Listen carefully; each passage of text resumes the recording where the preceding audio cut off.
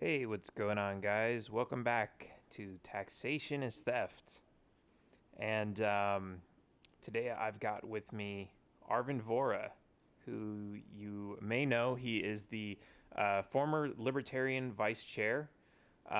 He is running for U.S. Senate in Maryland, and he has also announced that he's running for President of the United States of America in 2020. Welcome. Thanks for having me on. I'm excited to be here, excited to talk about what I plan to do as president to massively downsize the state. Awesome. That's music to my ears. Good, good, good. I thought it um, might be. I wasn't sure, but I thought it might be. yeah, especially if taxes get downsized with it. Um, so let's talk. I'm assuming your platform for both Senate and President is pretty much going to be the same. They're I mean, both the goals are going to be the same, but the method is different, right? right. So there are things that you can do as president that can massively and immediately downsize the state. Simple examples. If I'm elected, the first thing I'm going to do is I'm going to just take on the role of partner in chief. I'm not going to wait for Congress to end the drug war. I'm just going to end it single-handedly by pardoning everyone in jail for a nonviolent drug offense: trafficking, selling, buying, being a kingpin. I've already pledged that Edward Snowden and Ross Ulbricht are going to be first on the list, but it's also going to be everyone else who's there for some kind of nonsense crime, cryptocurrency, possessing a gun that you never hurt anybody with, all that kind of nonsense. And it's going to be an ongoing thing. If somebody else gets arrested for having marijuana or cocaine or selling, I don't care what, the second they're arrested, I'm going to pardon them 5 seconds later. As soon as I know about it, I'm pardoning them. And so, as president, I will single handedly end the war on drugs. I will single handedly get rid of all the rules on cryptocurrency. I will single handedly get rid of a lot of the rules that get in the way of our natural right to defend ourselves that's expressed by the Second Amendment of the Constitution. And so there is a difference in there. If I'm elected to Senate, obviously that has to go through the process of proposing a bill. And if I'm elected Senate, I absolutely will be proposing bills to do just that. Absolutely. That's awesome, and that's um, that's something we don't hear too much because there are a lot of people who are, especially libertarians. We get angry whenever a president pardons pardons themselves or pardons like these people who were involved in their scandals. Yep. And then we're also we hear about how much libertarians hate executive orders and how they're abused and everything, but at the same time, it's like, okay, well, if we can use those in our favor, why not? Yeah. And I have no problem with executive orders. I mean, to me, it's just like a gun. It's A gun is fine. Using a gun for an immoral purpose is not fine. It's not okay to use a gun to shoot up a school. It is absolutely okay to use a gun to protect yourself. I don't think it's okay to use an executive order to have a permanent, ongoing 17-year war. I don't think it's okay to use an executive order to grow government. But I absolutely do believe that it's okay to use an executive order to shrink government, and I will be doing that literally constantly in every way possible, in some of the ways that I've talked about, in some ways that I'll probably need a few legal advisors to help me really think about clever ways to just massively have 90% plus reductions in government. Nice. And also, I can say it sounds like the ways you're planning on using executive orders are also more legal than Well, past yeah. presidents. Um, Yeah. I mean, and so that's how the Constitution was written. It's actually supposed to be easier for the government to not do something, to right. stop the government from doing something than to do something. But everything's been turned so sideways and upside down and backwards that we've gotten away from that. The way by the time that I'm done with that first day, and most federal employees have been laid off, most federal agencies have maybe not been legally shut down, but functionally shut down. By the time that most of the prisoners are out of prison, by the time that most of the troops have come home, by the time we've shut down these foreign military bases and sold off all these assets, things are going to be pretty different. A lot better. There's going to be more room for innovation, more skilled labor, more growth, massive growth in the economy. I mean, that's what we're talking about with this. Right, and I think that's everybody's always worried about jobs, and especially government employees. When you come in and say we're going to get rid of we're going to get rid of this department, that department, they're all worried about their jobs. But I think you made a really good point. that the jobs are like there will be new jobs, there will be better jobs, there will be different jobs Yeah. that pay more. It's Hmm. and especially if I'm sure you're planning on getting some of the regulatory restrictions out of the I way will. of businesses. Um, so yeah, that's definitely like a good thing to have in mind for the people that are I know already going to jump out and say, but my job. And that's true. I mean, if you work for the government right now, if you're a government contractor right now, if I'm elected, you're going to be fired. That's a fact. That's how it's going to be. Um, but there's also going to be so many exciting new jobs, massive growth in industry. And one of the things that I talked about just earlier today, actually, was the creation of an entirely new educational sector, not by government action, but by stopping government abuse. Specifically, I'm talking about higher education. Today, the government has so many regulations that higher education startups are impossible. And what this does, is it leaves old, defunct, now mostly socialist, quote, higher education institutions where the primary higher education that you get is education in socialism and alcoholism. It leaves them somehow at the top. They should have lost decades ago. The Ivy League, based on its current level of incompetence, those should not be dominant companies. They should be has-beens, but they're being protected. I'm going to get rid of those regulations. I'm going to make it so easy for new companies to start up. And what we will see is a growth in the educational sector on par with, or more likely bigger than, the growth that happened in the tech sector in the 1990s. We're talking about massive, huge, innovative growth, more jobs, more opportunities, lower cost options. Student debt, parents, saving up their entire lives will no longer be necessary.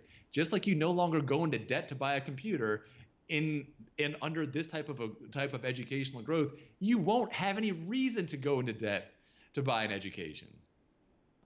And so you actually have like correct me if I'm wrong. You have like your own business is in education, so I do, I do. So tell me something about that. I mean, working in free market education is just the most exciting part of the modern economy. I mean, you get to wake up and innovate and try out new amazing ideas, and some of the ideas don't go anywhere, but some of the ideas lead to a whole new way of thinking. It's constant. Every day is different. Every day is exciting. But the problem is today, only a tiny, tiny, tiny fraction of educators get to do that. You know why? Because 99% of kids are stuck in basically being forced to pay for not very good government education. Now imagine if those kids could spend their money, and I don't mean through vouchers, I mean their own money, or their parents' own could spend their own money on whatever education they wanted. Now all of a sudden, there's opportunities for curriculum designers, educational toy makers, teachers, tutors, all these people, because there's so many more clients who are looking for that. I wish every teacher in America could do, something maybe not exactly the same as what I do, but something where it's creative and innovative and exciting, not stifling and bureaucratic and just silly and pointless. I wish everybody could have that. And by getting government out of education entirely, by abolishing government schools, by ending the Department of Education, that's what we can have in America. Yeah, that's pretty awesome. And I mean, I can say I've I spent most of my time in public school, and most of the stuff that I use in the real world today in my Hmm. job is stuff that I learned outside of the school, because it was, Hmm. there it was. And I'm not going to say I didn't learn anything useful, but it's yeah, it's most of the stuff that you learn is just memorizing stuff that you're never going to use. Um, a lot of it was about government, and I was completely uninterested back then, so I didn't remember any of it until afterwards, when I learned, when it was actually kind of relevant to my life. So yeah, I think you're absolutely right there, and I know that you've got your um, you have your actual experience with that. It's not like you're just coming along and saying, let's get rid of this and see what happens. You actually have some experience with that, so that's actually really awesome to know. Um, The other thing that people forget is, we're not just a laboring force. The modern economy demands that we're all innovators. And today we have literally millions of innovators who are not allowed to innovate.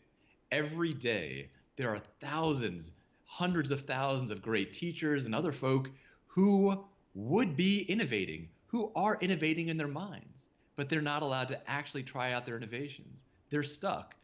Every day, thousands of great ideas are just being flushed down the toilet of government incompetence. Imagine if all of those great ideas are things that people could try out. And I know they're not going to all work. Some ideas work, some don't. That's the nature of innovation.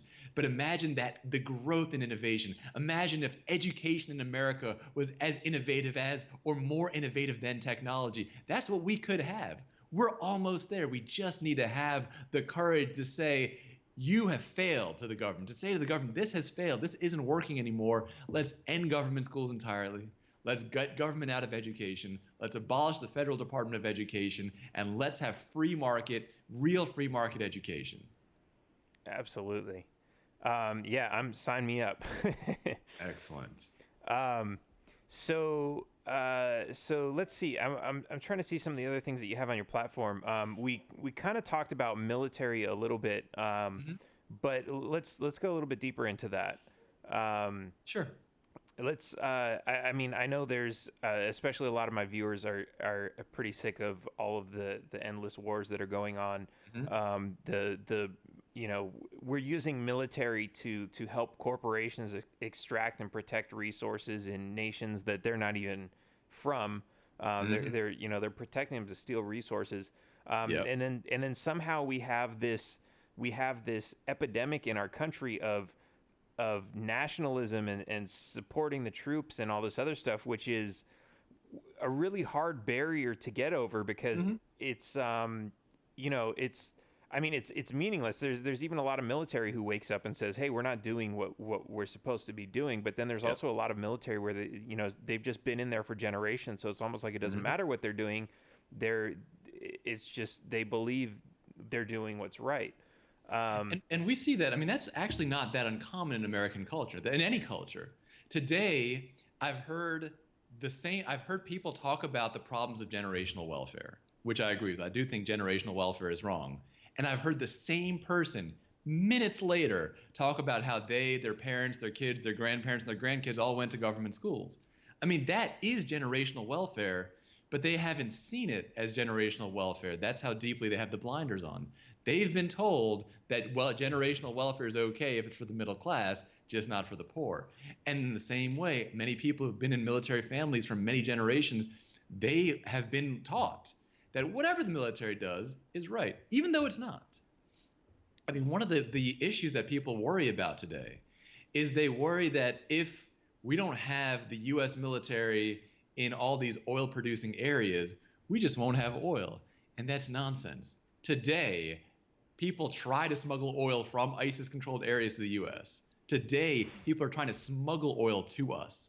If we pull all the troops out, someone will control the oil, and that someone will try to sell it to the largest economy on Earth.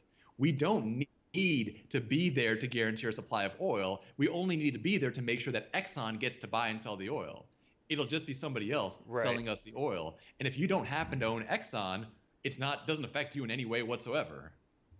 Yeah, and that's even if you do own Exxon, it's kind of like, sorry, you invested in a criminal organization, so when you lose out, I'm not going to feel sorry for you. I just mean if you are not the sole proprietor of Exxon, if you have Exxon stocks, just buy some of their stocks. I mean, you don't build a company, who cares? Yeah.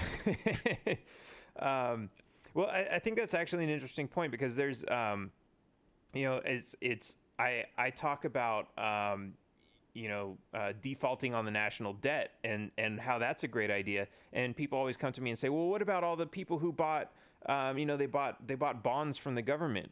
Well, so what? I mean, you buy bonds from any other corporation, and first of all, government regulations make you sign all these waivers and everything, acknowledging that everything you're buying is a huge risk. But for some reason, when you buy it from the government, you don't need to do that. It's just it's the holy bond that's guaranteed. But then at the same time, it's like if you buy a bond, and a bond is supposed to be more more guaranteed, I guess, than a stock.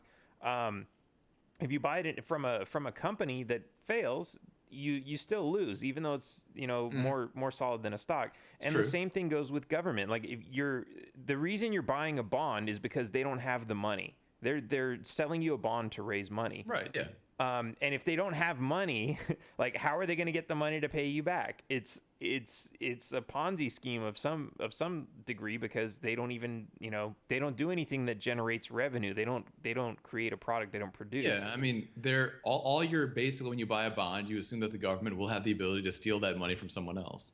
And Exactly. in a moral sense, I agree with you. In a moral sense, I agree that if you that defaulting on the national debt is perfectly fine, morally speaking. But there's also very, if I can do something in a painless way or a painful way, I prefer the painless way. Sure. It's how I look at violence, for example. I always believe that the right amount of violence is whatever the least amount of violence there is. If I'm out in an alley and some, like tiny little like 12-year-old kid starts trying to pick a fight with me, even though I'm confident that I would win, I'm still going to run away, because I would prefer to run, even though it's like, not tough and manly, than to engage in unnecessary violence. And the Sure. same with this. I agree that we could just that default national debt right away and have, but it would create, in my opinion, an unnecessary level of chaos that can actually be avoided much more simply to the same result in about the same amount of time. And so what I've been arguing in favor of, and what I will be using every ability that I can to do, is to erase certain laws, very specific laws. The first of those laws that has to go is the legal tender laws. Those are the laws that say you have to use dollar bills, that you can't use gold or copper or whatever you want as currency. And so the Okay. first thing that I'm going to say is get rid of all those laws. Make it easy to shift away from dollars. Then I'm going to get rid of all restrictions on cryptocurrency. Those aren't currencies created by the United States government. The United States government has no business in them at all. All taxes on those, any restriction on their use of any kind, I'm going to shut down. I'm also going to be using our trade leverage in ways to encourage that. For example, if there are countries that are using their power to try to shut down cryptocurrency, I'm not going to create trade sanctions because I don't believe in that. But I am also going to give every kind of favoritism I possibly can to their rivals, because I do believe that cryptocurrency is an important thing that we need to use whatever we can to spread that kind of freedom of currency. With those huge things there, with people using gold and copper and Bitcoin and Dash and Monero and everything like that, we can just phase out government money entirely. We can do it brutally, but we can also phase it out. I don't think it'll take that long. And I think it'll be nice, it'll be peaceful, and it'll be an orderly dissolution of that US dollar-based economy. Well, I think you're right, and it's not a bad plan. But I don't think so, because so many other countries are basing their currencies on the U.S. dollar. I think that's still gonna create. I mean, it's at some point it's probably gonna create hyperinflation on the dollar, just because everybody's getting rid of it.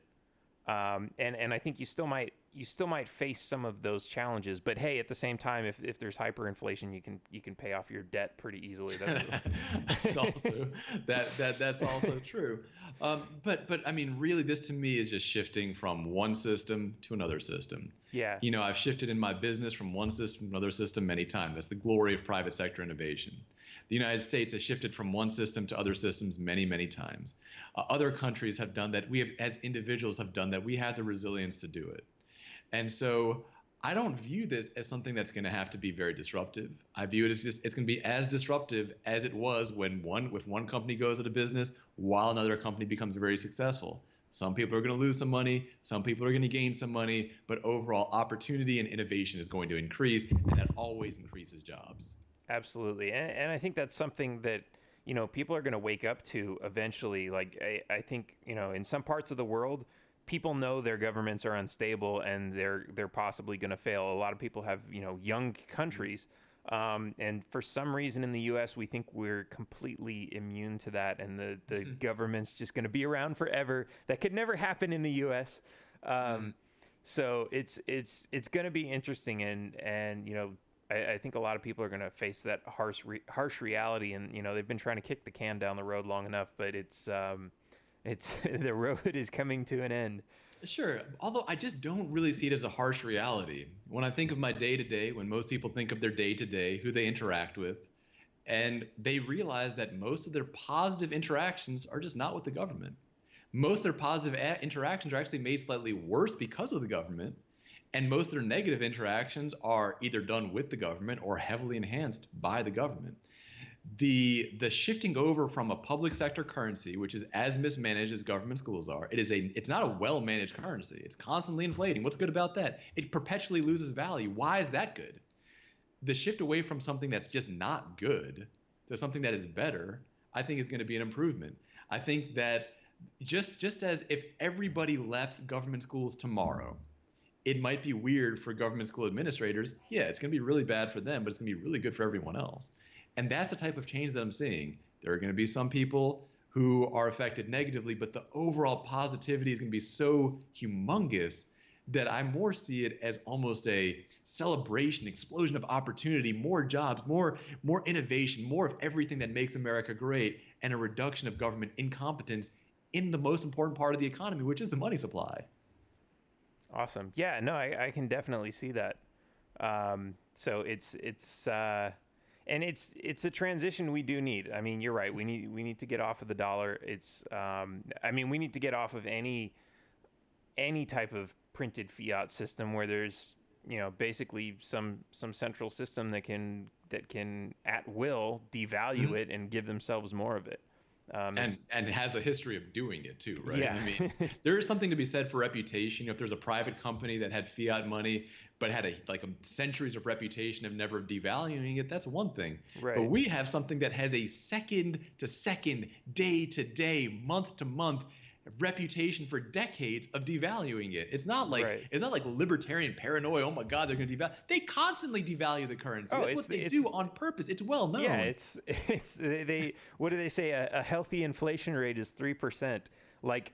That's normal. Cool. And they have that right. I mean, I want to put the government in competition with the private sector. And I'll say to people, listen, if you want your money to lose value constantly, here, go buy some government money. And if you don't, I'm going to make the other options as easy as I possibly can. And as president, there's a lot that I can do to make that transition a lot easier. One thing, of course, is the campaign itself. I wish the Gary Johnson campaign had talked constantly about cryptocurrency, because those network effects would have helped grow many competing cryptocurrencies, or talked about homeschooling, or talked about anything, because a campaign itself, even if you don't win, can actually lead to the things that change America.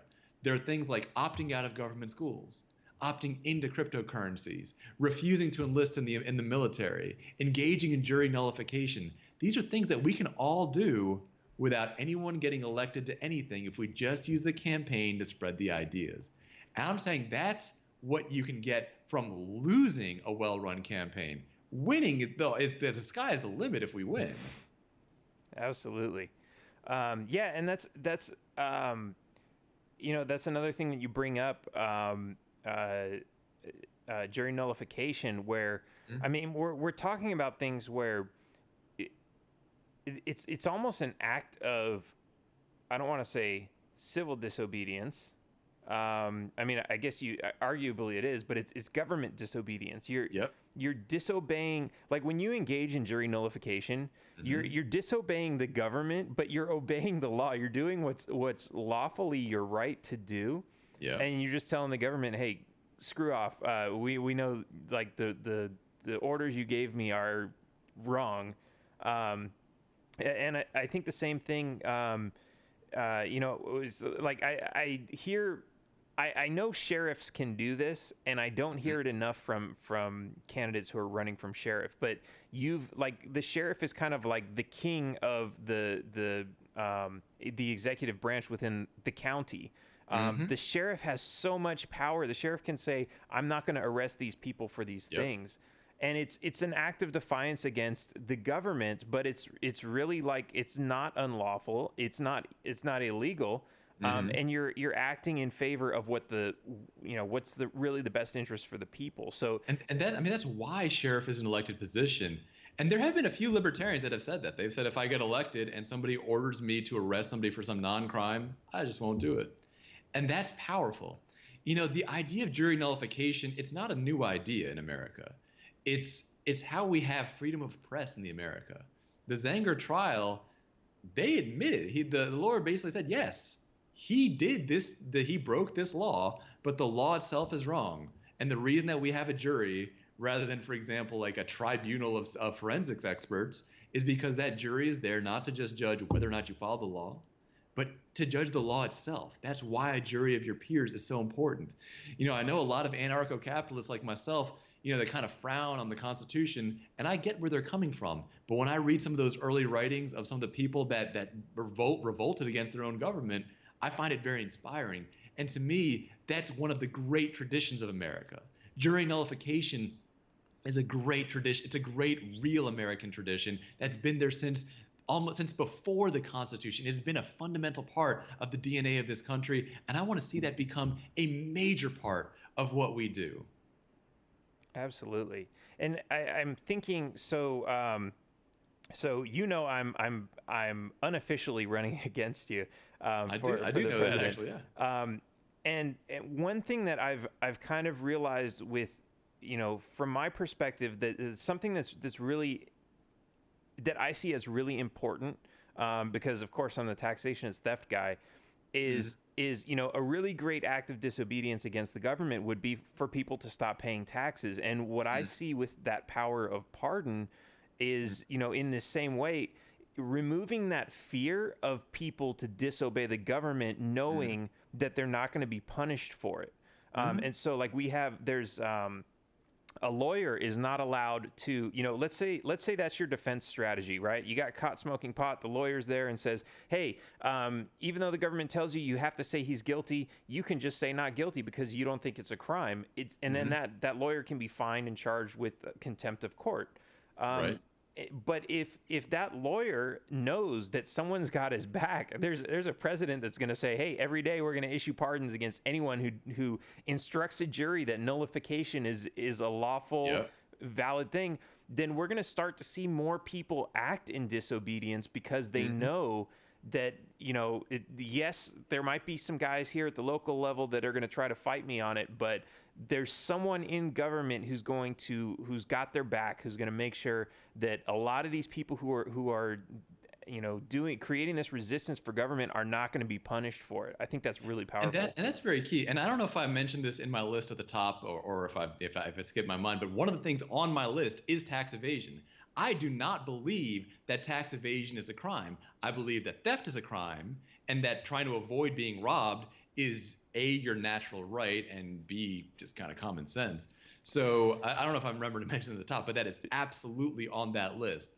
If a lawyer is talking about jury nullification, one of the greatest traditions in America, the tradition that gave us freedom of the press, one of our most important traditions in America. If a lawyer is talking about this fundamental natural right, this thing that's part of the American tradition, and gets fined for contempt of court or locked up for contempt of court, yeah, I'll be pardoning him. Before they get him to a cell, he'll already have a presidential pardon. Yeah, it's you didn't mention the part about the tax evasion, but yeah, it's you just like put this funny like comic in my head of like some guy, he's walking down an alley and some mugger comes up and says, give me your wallet, and he says no, and he turns around and run, and then there's a cop and he says, oh, you were running from the guy that was trying to get your wallet, I'm sorry, I have to arrest you.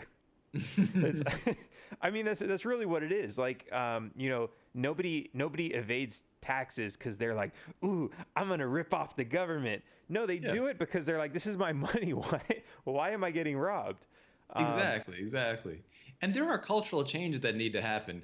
And some of them have started happening. Now, as I've mentioned before, I don't support violence. I don't support property damage.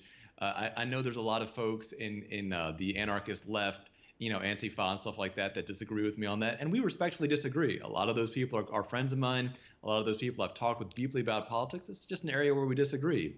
But there are some times even where I'm on the fence myself. I'll admit that I'm on the fence. Not too long ago, up here in Maryland, they put up the speeding cameras, which, as we know, are just theft cameras. They're just theft plus trying to make you feel guilty while they're robbing you. Right. And somebody just shot the camera. And the Washington Post did their due diligence by like talking about how it's so terrible and how they really hope they catch the guy.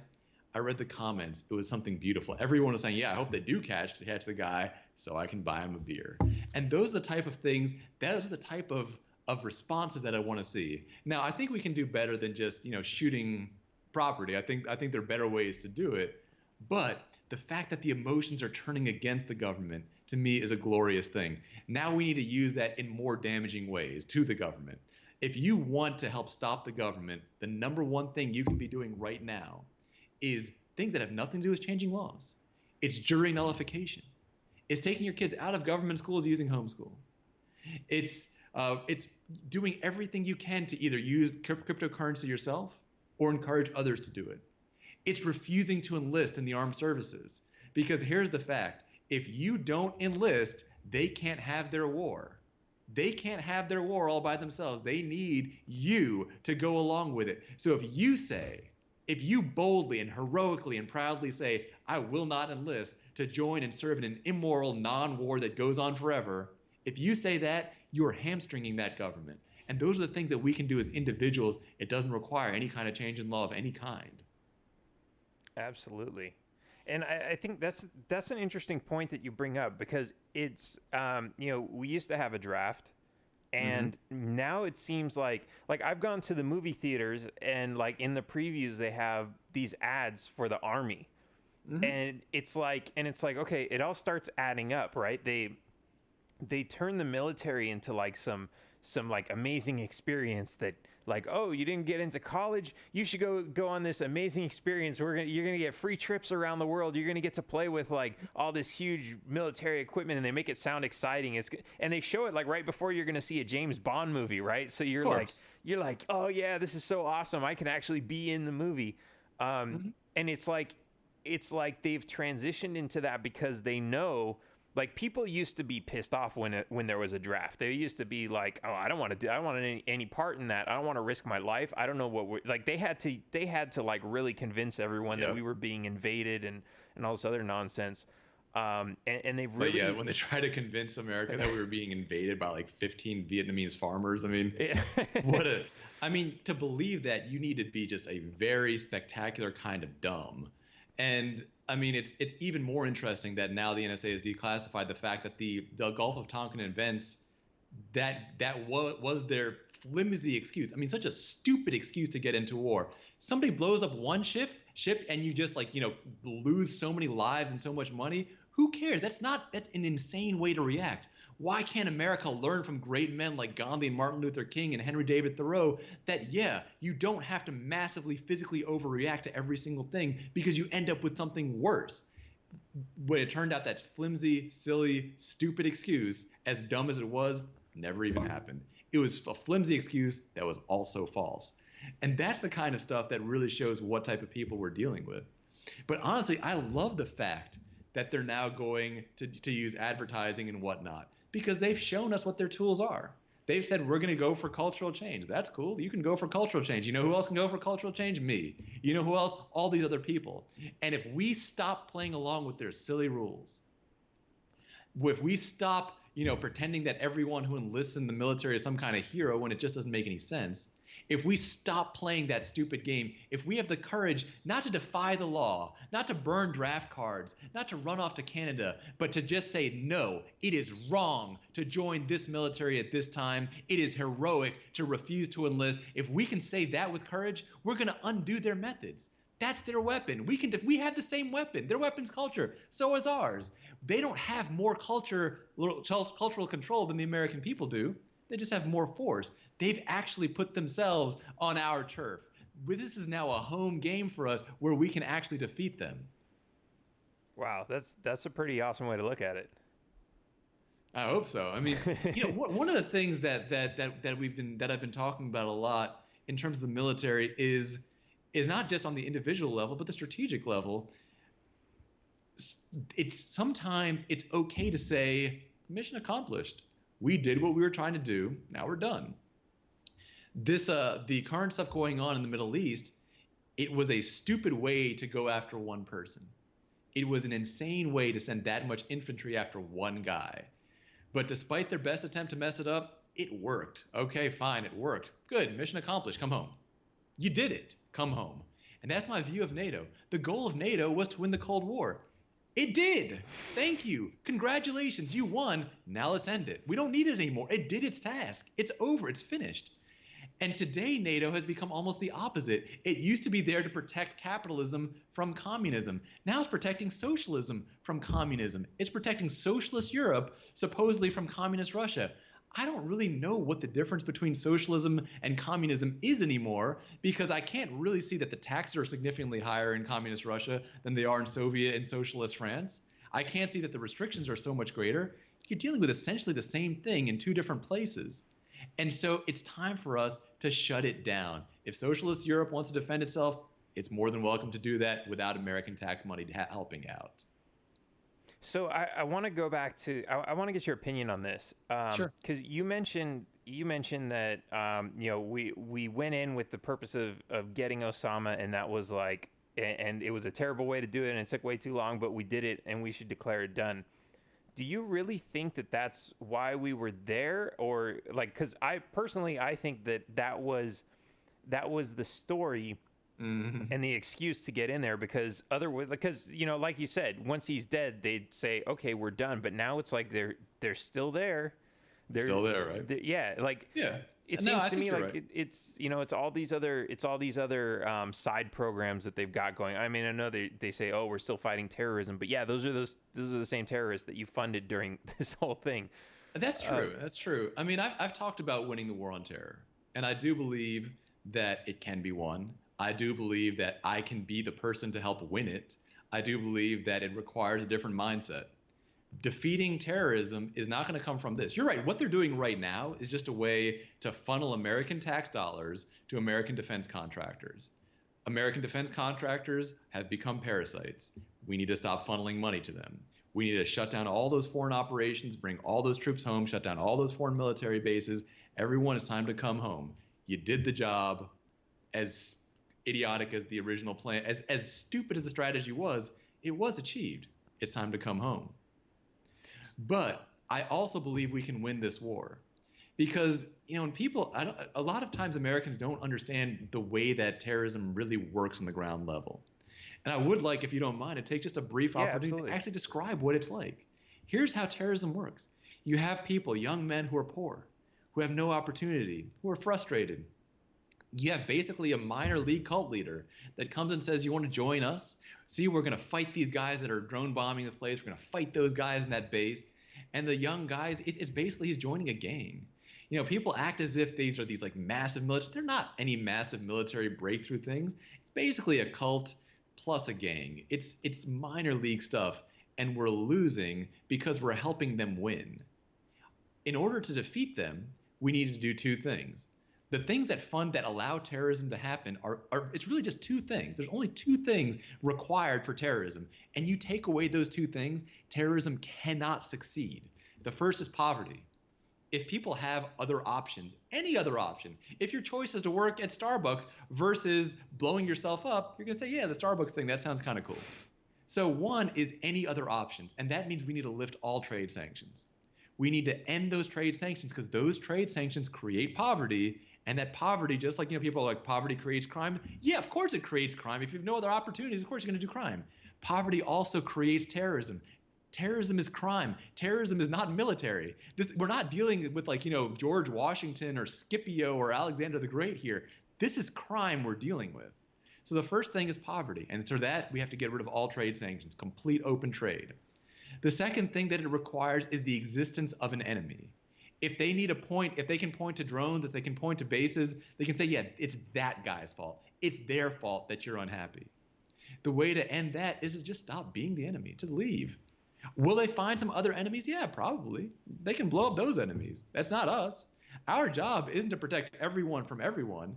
It's just to protect ourselves. And so by bringing all the troops home, I imagine those young kids in the Middle East, young men in the Middle East looking at a droneless sky, seeing the empty military bases that have turned into shopping malls and office centers where they can have jobs and opportunities. I imagine people like that with all these great opportunities, no reason for hatred of the West, somebody coming up to them and saying, hey, do you want to be a suicide bomber against America? And them just laughing. They're like, why would I want to do that? That doesn't make any sense. The way that we today might laugh if someone says, hey, you want to be a suicide bomber against Japan? And you would say, no, all this cool stuff comes from Japan. I like Japan. What are you talking about? And that's how to defeat terrorism. This is a war of ideology. This is a war of poverty. We have better ideas. We have a bigger economy. We can end terrorism by actually ending it instead of fueling it. Current military policy is literally fueling terrorism. Awesome. Yeah, I think that's really a great way to look at it. And we see. I mean, so I'm spending a lot of time down in Mexico right now, and Mm-hmm. I see, like, because everyone's always fighting over the border, and I see the same thing with because it's like they're right next to each other, Mm-hmm. and for some reason it's like over here you have all this wealth, and 100 feet in the other direction you have all this poverty, and it's like, why is that? Like, Mm-hmm. it's not because these people are a certain way. It's because a lot of them actually live on the other side and they have some of that wealth. It's because of this border and the restrictions on the trade and everything that they have. And like you said, that creates poverty, and then that poverty creates crime. And then especially when you have this drug war that you're like, everyone's so afraid of, like, all this crime in Mexico. If you remove, so if you look at the murder statistics for Mexico and you remove all the drug dealers and gang members who were Mm-hmm. murdered, like, the crime stats are really actually not that high. Yeah. uh, it's lower than a lot of American cities.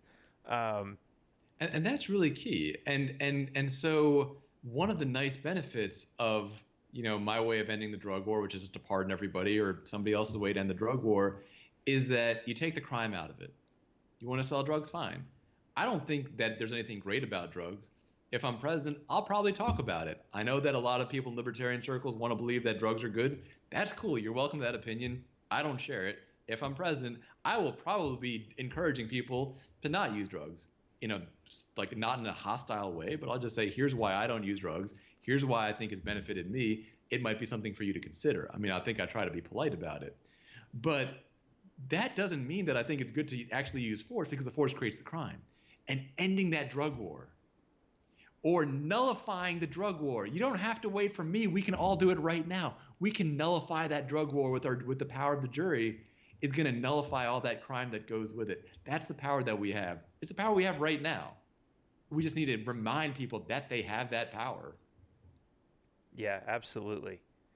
So, we've covered a lot. Are there any other key issues that you have? I guess we could talk about the Mexican border. What's your Sure. position on that? My view on borders has always been open borders, no welfare. And I really do believe that if we can have less welfare than any country on earth, I believe that should be America's goal, to have the worst welfare in the world. We have the least welfare of any place. And that means if you're looking for welfare, you'll go anywhere else. But if you're looking for opportunity, if you're looking to innovate, if you're looking to start a business, come on over. Today, it is nearly impossible for a foreign national to start a business in America. It's starting a business. I mean, that's what creates jobs. We're saying to people in other countries, hey, do you want to come over here and create jobs? And they're like, sure, I would love to. And we're just like, well, too bad. There's no, I want to go and have a startup in America visa. That's a thing that just doesn't exist. To make matters worse, the people who are most likely to start up those businesses, skilled labor. We have hard caps on skilled labor. The crime rate among this group is basically zero. And we are restricting the number of highly skilled workers who can come to America, who can innovate, who can create jobs, who will spend their money in America at restaurants and private schools and clothing stores and everywhere. We're keeping them out. This policy doesn't make sense. But that said, you never know if that person who has no degree of any kind might be that great innovator. And we've seen that in America. So many great innovators are college dropouts. It's one of the reasons that I've often encouraged people to consider every option besides college first. Yeah, So the way I absolutely. look at it is this: get rid of all the welfare, government schools, Medicare, Medicaid, all that kind of stuff. Get rid of it, and then open the borders as wide as we can, bring in all the innovators and job creators. And we're going to see economic growth, jobs in America, innovation in America like nothing has ever been seen before in the history of the world. Nice. So I can already imagine your answer to some of this, but Mhm. But I want to ask anyway. What about some of the things like federal land where they own? I think it's the federal government that owns most of the like 80% or 70% of the land on the West Coast, or west of the Mississippi. What would you do with all that? To me, that actually is tied to another problem, which is Social Security. I believe that the solution to Social Security is to pay back to people whatever they paid in and then shut it down. Pay back to people. If you paid in for 1 year, you're going to get that 1 year back, and then we shut it down. Where does that money come from?